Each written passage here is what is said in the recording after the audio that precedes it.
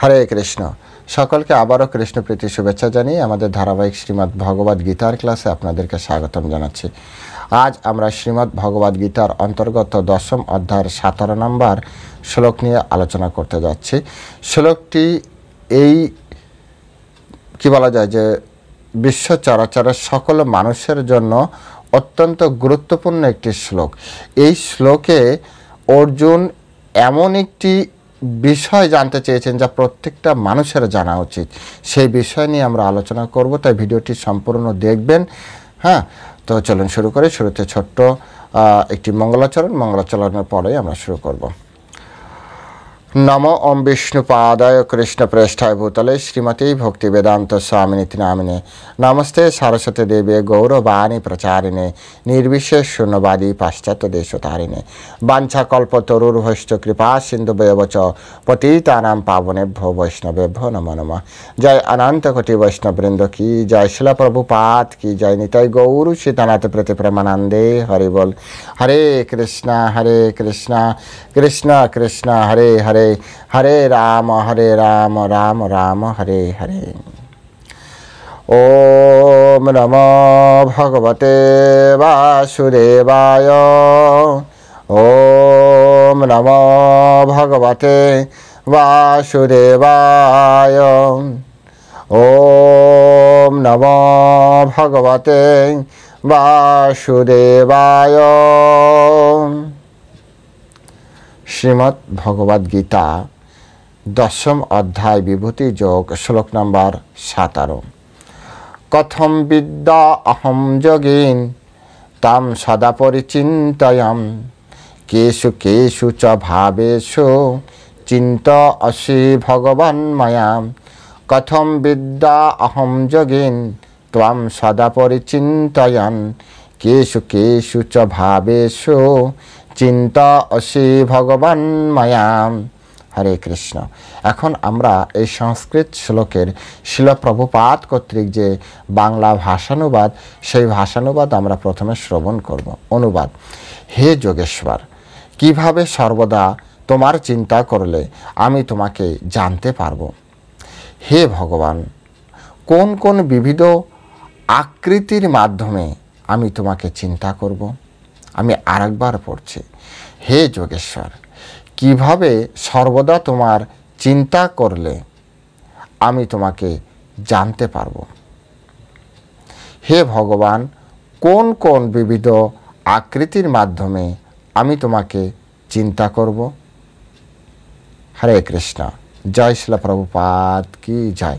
এখন আমরা শিল প্রভুপাদ কর্তৃক এই সংস্কৃত শ্লোকের উপরে যে তাৎপর্য প্রদান করা হয়েছে, সেই তাৎপর্যের আলোকে আমরা এই শ্লোকটি হৃদয়ঙ্গম করার চেষ্টা করব। তো শিল প্রভুপাদ প্রথমেই এখানে বললেন, পূর্ববর্তী অধ্যায়ে বর্ণনা করা হয়েছে যে পরম পুরুষোত্তম ভগবান তার যোগ মায়ার দ্বারা আবৃত থাকেন। হ্যাঁ, অহম প্রকাশ সর্বস্ব যোগ মায়া সমাবৃতা। পরমেশ্বর ভগবান তার যোগ মায়ার দ্বারা আবৃত থাকেন এবং তিনি সর্বত্র প্রকাশিত হন না। এই যে জগতে অনেকেই কৃষ্ণকে জানতে পারছে না, এটি তাদের কিন্তু দোষ না, এটি তাদের যে গুণ, সেই গুণের ফল। তাদের ভিতরে আসরিক গুণ আছে, তাই তারা কৃষ্ণ তাদের সামনে প্রকাশিত হয় না। কেউ যদি অহংবোধ করে বলে আমি কৃষ্ণকে মানি না, এটা কৃষ্ণকে না মানার বিষয় না, বিষয় হচ্ছে তার ভিতরে আসরিক ভাবের ফলের কারণে কৃষ্ণ তার সামনে প্রকাশিত হচ্ছে না।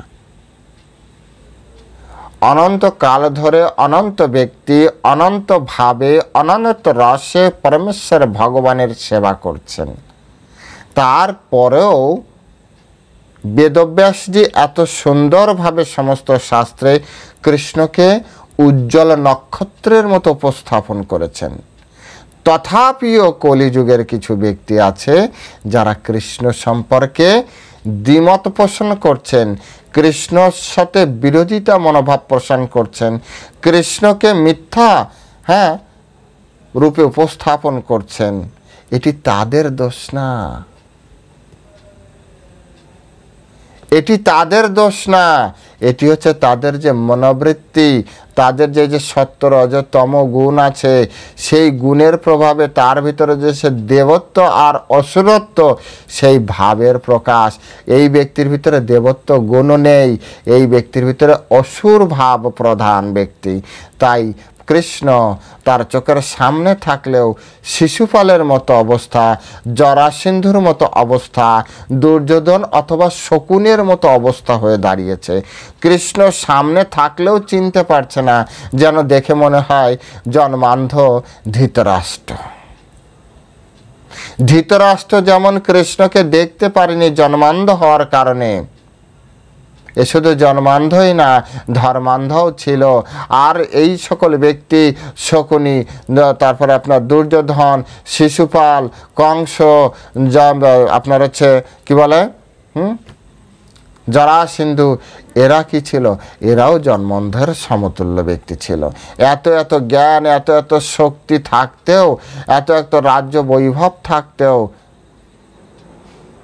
কূটনৈতিক এত জ্ঞান থাকতেও কৃষ্ণকে চিনতে পারেনি। কারণ কৃষ্ণ বলেছেন, না অহম প্রকাশ সর্বস্ব যোগ মায়া সমাবৃত। আমি যোগ মায়া দ্বারা সর্বত্র আবৃত থাকি, সব জায়গায় আমি নিজেকে প্রকাশ করি না। কৃষ্ণ কাদের কাছে প্রকাশ করে তাহলে? ভক্তামাম অভিজানাতি, একমাত্র ভক্তের কাছে। অহম ভক্তা পরাধীন, আমি ভক্তের পরাধীন। আমি অন্যের কারো পরাধীন না। তো যমরাজ আমার ভয়ে কাঁপে, ইন্দ্র আমার ভয়ে কাঁপে, ব্রহ্মা আমার ভয়ে কাঁপে, কিন্তু আমি আমার ভক্তের ভয়ে কাঁপছি। কৃষ্ণের এই মনোভাব। এই জগতে কত যোগী রয়েছে যারা কৃষ্ণকে একবার দেখার জন্য বা কৃষ্ণের কাছে যাওয়ার জন্য কত শত বছর ধরে তপস্যা করছে, আর সেই কৃষ্ণ মা যশোদার কোলে শুয়ে আনন্দ লাভ করছে। আবার সেই কৃষ্ণ, যে কৃষ্ণকে যমরাজ পর্যন্ত ভয় পায়, ইন্দ্র, ব্রহ্মা, শিব পর্যন্ত ভয় পায়, সেই কৃষ্ণকে লাঠি দিয়ে মারতে চাইছে মা যশোদা। না অহম প্রকাশ সর্বস্ব যোগ মায়া সমাবৃত। কৃষ্ণ এই বললেন যে আমি সকলের কাছে প্রকাশিত হই না, যোগ মায়া দ্বারা নিজেকে অপ্রকাশিত করে রাখি। তাই এই জগতে যারা জানতে পারছে না, যারা কৃষ্ণের বিরোধিতা করছে, এরা আসলে আর কেউ নয়, এরা হচ্ছে আসরিক গুণ সম্পন্ন ব্যক্তি।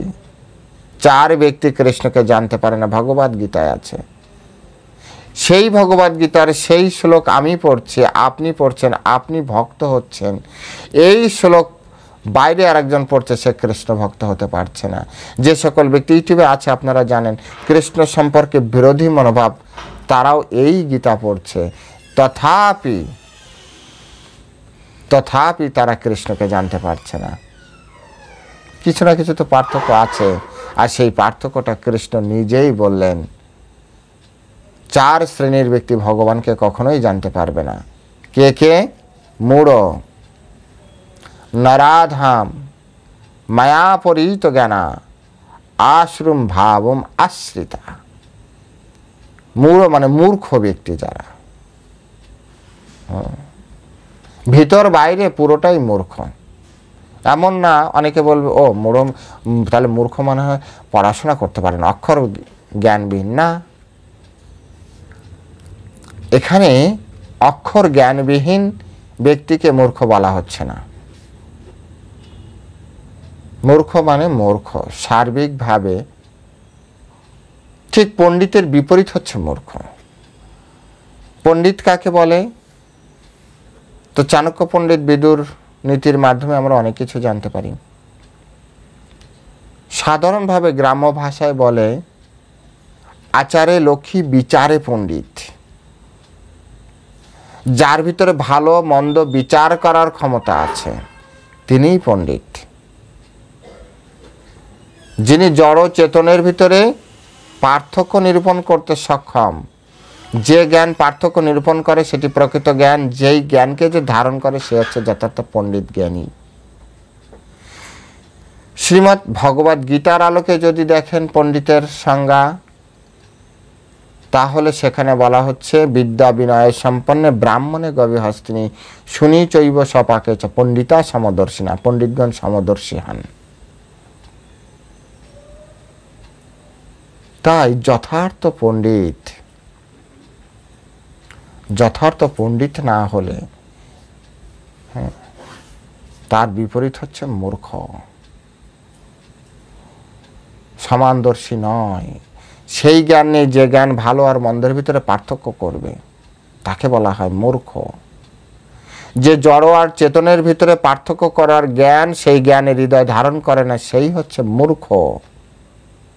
তো পরমেশ্বর ভগবান বললেন 4 শ্রেণীর ভক্ত, মূঢ়, নরাধম, মায়াপরিহিত জ্ঞান, আর হচ্ছে আশ্রিম ভাবম আশ্রিতা, অসুর মনোভাব সম্পন্ন ব্যক্তি। নরাধম, নরের ভিতরে যিনি অধম, বলে নরের ভিতরে আবার অধম হয় কি করে, সব কি বলছেন? সেটাই তো কথা। আমরাও প্রথম আপনার মতোই ভাবতাম, নরের ভিতরে কিভাবে অধম হয়। ভগবদ গীতা পড়ুন, ভগবদ গীতা পড়লে না জানতে পারবেন। যেভাবে একটা ক্লাসে, ধরুন ক্লাস 5-এ, সবাই 5-এর স্টুডেন্ট, সমান মূল্যায়ন। ক্লাসের অভ্যন্তরে কেউ ফার্স্ট, সেকেন্ড, কেউ থার্ড, কেউ 100 রোল। ক্লাসের ভিতরে যে আলাদা মূল্যায়ন আছে। ক্লাসের বাইরে সবাই একই রকম দেখতে, ক্লাস 5-এর স্টুডেন্ট, সে 100 রোল হোক বা 1 রোল হোক, তাতে কিছু যায় আসে না। ক্লাস ফার্স্ট বয় আর লাস্ট বয়, তাতে কি যায় আসে? কিছু পার্থক্য তো আছে, সেজন্য কেউ ফার্স্ট আর কেউ লাস্ট। তা নাহলে নরাধম মানে নরের মতো দেখতে, ক্লাস 5-এর মতো দেখতে, কিন্তু ভিতরে কিছু নেই, এটি হচ্ছে নরাধম। নরের যে গুণাবলী হওয়া উচিত, সেই গুণাবলীর কিঞ্চিত তার ভিতরে খুঁজে পাবেন না। তারপরে বলা হচ্ছে মায়াপরিহিত জ্ঞানা, এই জড়জগতিক ভৌতিক জগতে জ্ঞানের মাধ্যমে যাদের জ্ঞান হারিয়ে ফেলেছেন, তাদেরকেও ভগবান দর্শন প্রদান করেন না, ভগবানকে তারা জানতে পারে না। তারপরে হচ্ছে অসুরম ভাবম আশ্রিতা, অসুর মনোভাব সম্পন্ন ব্যক্তি। অসুর মনোভাবের কিভাবে বুঝবেন? যার ভিতরে ইগো রয়েছে, আমিত্ব রয়েছে, অহম বোধ রয়েছে, আমি করেছি, এ হচ্ছে অসুরের মনোবৃত্তি। এই অ্যাচিভমেন্ট আমার, আমি খেটেছি, এটি হচ্ছে অসুর আশ্রিম ভাবম আশ্রিতা। আর ভক্তের ভাব তাহলে কি? এর ঠিক বিপরীত। তুমি ফার্স্ট হলে কৃষ্ণের কৃপায় হয়ে, কৃষ্ণ যেমন চাইছে সেইভাবেই হচ্ছে। অসুরের মনোভাব, আমি রাত দিন কষ্ট করেছি, তাই এটা অ্যাচিভ করেছি আমি। ভক্তের মনোভাব, কৃষ্ণের মনোভাবের ভিতরে এই সূক্ষ্মাতি সূক্ষ্ম যে পার্থক্য, এটি হচ্ছে সেই পার্থক্য। তো যাই হোক, 4 শ্রেণীর ব্যক্তি কৃষ্ণকে কখনো জানতে পারে না, কারণ কৃষ্ণ যোগমায়ার দ্বারা আবৃত থাকে। তাই এখানে প্রথম যে শব্দ, যে বিশেষণ কৃষ্ণের সম্পর্কে ব্যবহার করা হয়েছে, যোগেশ্বর। কথম বিদ্যা অহম যোগিন, যোগিন মানে যোগেশ্বর। কেন যোগেশ্বর বলা হচ্ছে? অনন্ত কোটি ব্রহ্মাণ্ডের যত যোগ সাধনা আছে, তার ঈশ্বর হচ্ছেন কৃষ্ণ। সমস্ত যোগ সাধনার পদ্ধতি তার থেকে এসেছে। তিনি তার ভক্ত পরম্পরা দিয়ে সেই ভক্তের পরম্পরা একদিন এস্টাবলিশড করেছেন, তারপরে সেই ভক্তের নামকরণ করা হচ্ছে। তাই এখানে সমস্ত মায়া শক্তির যিনি একমাত্র, এই যে যোগমায়া সমাবৃতা, যোগমায়া একটা শক্তি। তো এখানে যোগিন অর্থাৎ এখানে বলা হচ্ছে যোগেশ্বর। সমস্ত যোগের ভক্তা হচ্ছে কৃষ্ণ। ভক্তারাম যজ্ঞ তপসাম সর্বলোক মহেশ্বরাম সুহৃদ সর্বভূতানাম শান্তি মৃচ্ছতি। তাই কৃষ্ণ হচ্ছেন সমস্ত জগতের ভক্তা, তাই এখানে যোগেশ্বর বলা হচ্ছে। কারণ কি? যোগমায়া তার কন্ট্রোলে। এই যোগমায়ার দ্বারা তিনি নিজেকে প্রকাট করেন, নিজেকে অপ্রকাট করেন। সব কিছু যোগমায়ার মাধ্যমে আমাদের সংগঠিত হয়। তারপরে অর্জুন বলছেন, কিভাবে সর্বদা তোমার চিন্তা করলে আমি তোমাকে জানতে পারবো? কি মনে হয় অর্জুনের এই প্রশ্নটা কতটা গুরুত্বপূর্ণ? অর্জুন এখানে স্পষ্ট করে বললেন, কারণ এর আগের শ্লোকগুলিতে অর্জুন স্পষ্ট করে বলেছেন যে কৃষ্ণ তুমি যা বলছো আমি তা সত্য বলে মনে করছি। এর ঠিক 17-16 নম্বর শ্লোকে কৃষ্ণকে বললেন, তিনি বললেন যে তোমার যে বিভূতির দ্বারা এই জগৎ সংসারকে তুমি নিয়ন্ত্রণ করছো, তুমি যদি চাও তাহলে বিস্তারিতভাবে আলোচনা করতে পারো, শুনতে বড় আগ্রহ আছে। এখানে এসে কৃষ্ণকে আরেকটি প্রশংসামূলক বাক্য, যে হে যোগেশ্বর, সমস্ত যোগের ঈশ্বর, সমস্ত যোগ মায়ার ঈশ্বর কৃষ্ণ হচ্ছেন সমস্ত মায়াধ্যক্ষণ প্রকৃতি শ্রূয়তে সচরাচরাম। আমার অধ্যক্ষতায় এই সমস্ত প্রকৃতি সুন্দরভাবে পরিচালিত হয়। সেই প্রভু পরমেশ্বর ভগবান শ্রীকৃষ্ণ তিনি যোগেশ্বর হবেন, না তো কে হবেন? তাই অর্জুন এখানে খুব সুন্দরভাবে বললেন, কিভাবে সর্বদা তোমার চিন্তা করলে আমি তোমাকে জানতে পারবো। এই লাইনটা একবার ভালো করে বোঝার চেষ্টা করুন, জাস্ট খেয়াল করে শুনুন। কিভাবে সর্বদা তোমার চিন্তা করলে আমি তোমাকে জানতে পারবো। প্রথমে বলছে চিন্তা করলে জানতে পারবো, পরের বার বলছে হে ভগবান কোন কোন বিবিধ আকৃতির মাধ্যমে আমি তোমাকে চিন্তা করতে পারবো। প্রথম লাইন কি ছিল? আমি তোমাকে চিন্তা করলে জানতে পারবো। পরের লাইনে বলছে, তো চিন্তা করতে হবে আগে, যে আমি তোমাকে কোন কোন বিবিধ আকৃতির মাধ্যমে আমি তোমার চিন্তা করব। কতটা যুক্তিযুক্ত,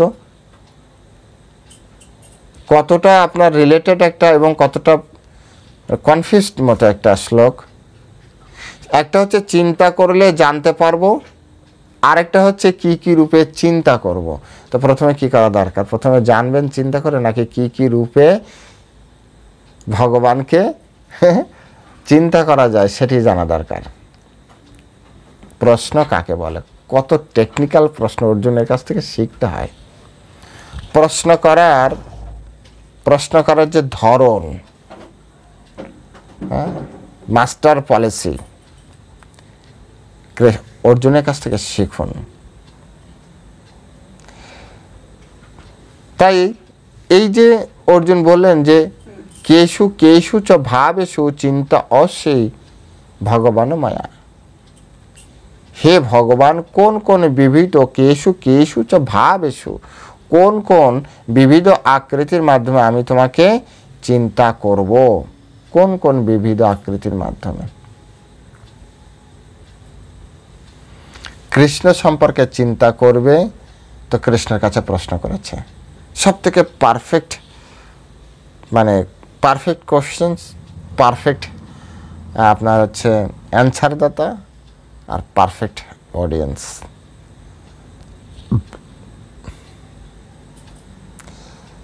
শিল প্রভুপাদ বলছে, এখন অর্জুনের মনে আর কোনো সংশয় নেই যে তার বন্ধু শ্রীকৃষ্ণ হচ্ছেন পরমেশ্বর ভগবান।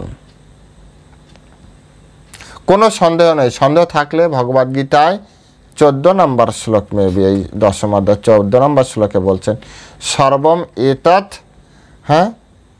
ঋতম মন্যে যত মানসিক কেশবা যত মাম বদসি কেশবা। তুমি যা বলেছো আমি তা সত্য বলে মেনে নিয়েছি। তাহলে তো অর্জুন ভগবানকে অবিশ্বাস করে এ বিষয়ে কোনো প্রশ্নই উঠতে পারে না। তো কৃষ্ণের কাছে এই ধরনের প্রশ্ন তা অর্জুনের জন্য জিজ্ঞাসা করলেন না। অর্জুন জিজ্ঞাসা করেছেন এই জগৎবাসীর সাধারণ মানুষের কথা, আমার আপনার কথা ভেবে। সাধারণত কৃষ্ণের ভক্ত হৃদয়, কৃষ্ণ ভক্তের যে হৃদয়, সে হৃদয় অত্যন্ত সফট হয়, অত্যন্ত সফট হয়। এই জন্য শ্রীমদ্ ভাগবতমে কৃষ্ণ ভক্তের লক্ষণ সম্পর্কে বলতে যে বলছে তিতিক্ষুব কারণিকা, হ্যাঁ, এরকম তিতিক্ষুব মানে হচ্ছে সহনশীল, কারণিকা মানে হচ্ছে করুণায় পূর্ণ। অর্জুন নিজে কৃষ্ণকে বিশ্বাস করেছিলেন, কিন্তু তথাপি অর্জুন এই প্রশ্ন করলেন যে কিভাবে আমি তোমার চিন্তা করতে পারি আর চিন্তা করে জানতে পারি, দুটি বিষয়। তো প্রথমে বললেন যে আমি কিভাবে তোমাকে চিন্তা করে জানতে পারবো, পরে বলছে কি প্রশ্ন উঠতে পারে তুমি চিন্তা করবে কিভাবে সেটা জানলে না। সবসময় কি কৃষ্ণ তোমার সামনে বসে সবসময় বোঝাবে? তো কৃষ্ণ টেকনিক্যালি জানতে চাইলেন যে কৃষ্ণ আমি তোমাকে কোন কোন বিবিধ আকৃতির মাধ্যমে তোমাকে, হ্যাঁ, চিন্তা করব। প্রথমে চিন্তা করার কথা বলা হচ্ছে। শিলা প্রভুপাদ বলছেন, তো এখন অর্জুনের মনে আর কোনো সংশয় নেই যে শ্রীকৃষ্ণই পরমেশ্বর ভগবান, কিন্তু তিনি, হ্যাঁ, কিন্তু যিনি তা জানতে চান কিভাবে সাধারণ মানুষ সর্বব্যাপক পরমেশ্বর ভগবানকে জানতে পারে। কোনো সাধারণ মানুষ, নাস্তিক বা অসুরেরা শ্রীকৃষ্ণকে জানতে পারে না, কারণ শ্রীকৃষ্ণ তার যোগ মায়া শক্তির দ্বারা আচ্ছাদিত থাকেন, মায়া শক্তির দ্বারা আচ্ছাদিত। সাধারণ মানুষও জানতে পারবে না, কোনো আসরিক মনোবৃত্তি সম্পন্ন ব্যক্তিও কৃষ্ণকে জানতে পারবে না। কৃষ্ণকে জানার জন্য একমাত্র উপায় ভক্তা মাম অভিজানাতি, একমাত্র ভক্তির মাধ্যমে আপনি কৃষ্ণকে জানতে পারবেন। অন্য কোনো উপায় আপনি কৃষ্ণকে জানতে পারবেন না।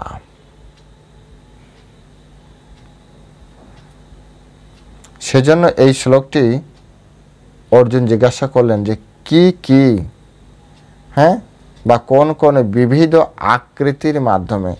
এই জগতে অনেকে আছে না নিরাকারবাদী, নিরীশ্বরবাদী, অনেকে আছে ৩৩ কোটি দেব দেবতার উপাসনা করে, বলে কি এটা কৃষ্ণেরই উপাসনা করছে। এখন তো অনেক ইস্কন ভক্ত বিভিন্ন সময় দেখি দেব দেবতার উপাসনা করছে। যাই হোক, অর্জুন জানতে চাইল যদি এমন না হয় কেউ যে ডাইরেক্ট তোমার সেবা করে না,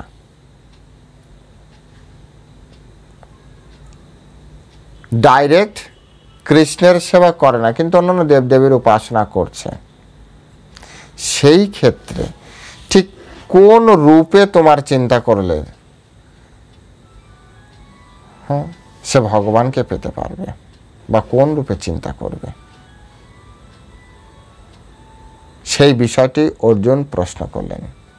শিলা প্রভুপাদ এখানে বলছেন যে এই যে অর্জুনের যে সকল এই প্রশ্ন, সেই প্রশ্নগুলি হচ্ছে জগৎ সংসারের মঙ্গলের জন্য। কারণ এই গীতা জগৎ জীবের কল্যাণের জন্য। যেভাবে শঙ্করাচার্য বলেছেন, সর্ব উপনিষদ গাব দুগ্ধা গোপাল নন্দন পার্থ বৎস সুধীর ভোক্তা দুগ্ধম গীতামৃতম মহৎ। সুধীর ভোক্তা, সব থেকে উন্নত শ্রেণীর ব্যক্তিরা এই ভগবদ গীতার জ্ঞান লাভ করতে পারবে, সকলে লাভ করতে পারবে না।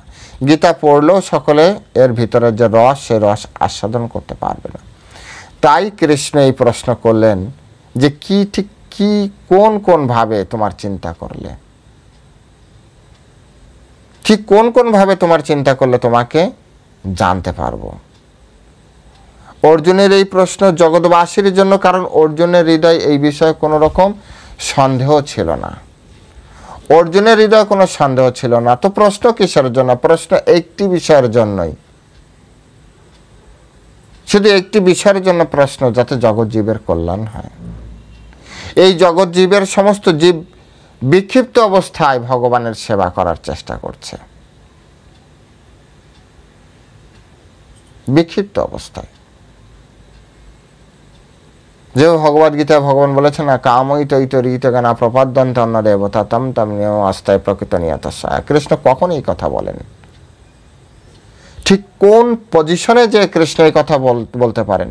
আর তারপরে কৃষ্ণ বলছে এগুলো হচ্ছে মূর্খ অন্তবর্ত ফলম তেষাম, এই অল্প বুদ্ধি সম্পন্ন জীবেরা। তাই কৃষ্ণের অনেক রূপ আছে। যেভাবে অনন্ত শেষ কৃষ্ণ সম্পর্কে বলতে যে বলছেন যে অনন্ত মুখে অনন্ত কাল ধরে কৃষ্ণের গুণগান কখনোই শেষ করা সম্ভব নয়। কৃষ্ণ এতটা লীলা ইতিমধ্যে সম্পাদন করেছেন, ইতিমধ্যেই অনন্ত লীলা, অনন্ত রূপ, অনন্ত বিভূতি, অনন্ত শক্তির মাধ্যমে তিনি এই সকল কার্য সুন্দরভাবে পরিচালনা করছেন। তাই তো অর্জুনের এই প্রশ্ন যে তুমি প্রত্যেকটা দেবদেবীর হৃদয়ে অবস্থান করছো, বা দেবদেবীরা তোমার শক্তির প্রকাশ, বা তুমি তাদের শক্তি প্রদান করেছো এই বিশ্ব চরাচরকে পরিচালনা করার জন্য, এই ব্রহ্মাণ্ডের, বিশেষ এই ব্রহ্মাণ্ডের। কিন্তু তারাও জানে না যে ভগবানকে কি কি রূপে, কারণ ভগবানের রূপ তো অনন্ত। ঠিক কোনটি ভগবানের অ্যাকচুয়াল রূপ, কোনটি অ্যাকচুয়াল রূপ, যে রূপে পরমেশ্বর ভগবানের আরাধনা করলে পরমেশ্বর ভগবান আমাদেরকে শেল্টার প্রদান করবেন। এখানে সেই ধরনের প্রশ্ন অর্জুন করলেন। তাই অর্জুনের যে প্রশ্ন এটা জগৎবাসীর কল্যাণের জন্য। অর্জুনের এই প্রশ্নের মাধ্যমেই জগৎবাসীর কল্যাণ হবে। আর যে কল্যাণ আজকে আমরা জানতে পারছি। অর্জুন ওখানে এতগুলি বিষয় জানার আগ্রহ প্রকাশ করেছিলেন, তাই আজ আমি আপনি গীতা সম্পর্কে জানতে পারছি। তা না হলে আমরা এইসব বিষয় জানতেই পারতাম না। তাই সকলের আগে অর্জুন যে মনোবৃত্তি কৃষ্ণের প্রতি প্রদর্শন করেন, সেই মনোবৃত্তি সম্পর্কে আমাদের জানা দরকার, অত্যন্ত আবশ্যক। শিল প্রভুপাদ এখানে বলছেন, সুতরাং অর্জুন হচ্ছেন ভগবদ ভক্ত বৈষ্ণব, তাই অহৈতুকী কৃপার বশবর্তী হয়ে তিনি ভগবানের সর্বব্যাপকতার নিগুড় রহস্যের যে আবরণ জনসাধারণের কাছে উন্মোচিত করেছেন। কারণ অর্জুন হচ্ছে ভক্ত, করুণাময়। সে শুধু নিজে জেনেই সন্তুষ্ট থাকতে পারে না, সে ভক্তকে সবকিছু প্রদান করতে, ভক্তকে অন্যান্য ভক্তকেও কৃষ্ণ তত্ত্ব প্রদান করতে চায়।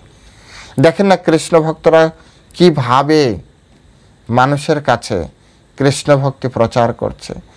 দিন রাত খেয়ে না খেয়ে পরিশ্রম করে কৃষ্ণ ভক্তি মানুষের কাছে প্রচার করছে। যদি কোনো মানুষের কোনো একটু উপকার হয়, সারা দিন রাত আমাদের মহারাজগণ প্রচারে ব্যস্ত আছে।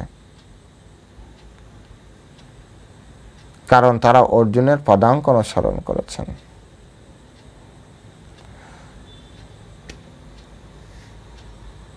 যিনি শ্রীকৃষ্ণকে বিশেষত যোগী বলে সম্বোধন করেছেন, কারণ শ্রীকৃষ্ণ হচ্ছেন যোগ মায়া শক্তির অধীশ্বর। বলা হচ্ছে, শিল প্রভুপাদ বলছেন, শ্রীকৃষ্ণের প্রতি যে মানুষ জাগতিক পদ্ধতিতে চিন্তা করে, কারণ এই জড়জগতে অনেক ব্যক্তি আছেন না, তারা ঠিক কৃষ্ণ ভক্তিতে এখনো অগ্রসর হয়নি। তাদের টেন্ডেন্সি জড়জগতে, কারণ তারা ভক্তিতত্ত্বের সাথে নয়। তো জড়জগৎকে কি কখনো কৃষ্ণময়ী করা যায়? কোনো এমন পন্থা কি আছে? সেই সম্পর্কে তিনি জানতে চাইলেন। কেষু চ ভাবেষু। যদি এমন হয় যে কৃষ্ণ মানে জড় বিষয়কে কৃষ্ণ তত্ত্বে রূপান্তর করা, সেই সম্পর্কে কোনো পন্থা আছে কিনা যাতে সাধারণ মানুষের কিছু উপকার হয়, সেই বিষয় সম্পর্কে অর্জুন কৃষ্ণের কাছে জানতে চাইলেন। কেষু কেষু চ ভাবেষু চিন্তা অসি ভগবান মায়া। হে ভগবান, কোন কোন বিবিধ আকৃতির মাধ্যমে আমি তোমাকে চিন্তা করব। কোন কোন আকৃতি, এই জগতে হাজারো আকৃতি সম্পন্ন হাজারো লক্ষ জীব, জঙ্গম স্থাবর জঙ্গম সব কিছু রয়েছে। ঠিক কোন রূপে, ভগবানেরই কত রূপ, মৎস্য রূপে রয়েছে, বরাহ রূপে রয়েছে, ভগবান নৃসিংহ রূপে রয়েছে, বামন রূপে রয়েছে, ভগবান রাম রূপে রয়েছে, বৌদ্ধ রূপে রয়েছে, কৃষ্ণ রয়েছে, বলরাম রয়েছে, ভগবান চৈতন্য মহাপ্রভু রূপে রয়েছে, এরপরে কল্কি ভগবান আসবে, পরশুরাম রূপে রয়েছে, এছাড়াও আরও কত ভগবানের আবির্ভাব এই জগতে অবতরিত হয়েছে। তাহলে ঠিক কোন রূপে বা এই জড়জগতের কোনো বিষয়ের সাথে আমরা ভগবানকে জানতে পারবো? তো সেই বিষয় সম্পর্কে অর্জুন জানতে চেয়েছেন। এরপরে আরও গুরুত্ব থেকে গুরুত্বপূর্ণ শ্লোক নিয়ে আলোচনা হবে। আজ এখানেই শ্রীমদ্ ভগবদ গীতার বিশ্রাম রাখছি। আপনারা সকলে ভালো থাকবেন। জয় শ্রীল প্রভুপাদ কি জয়।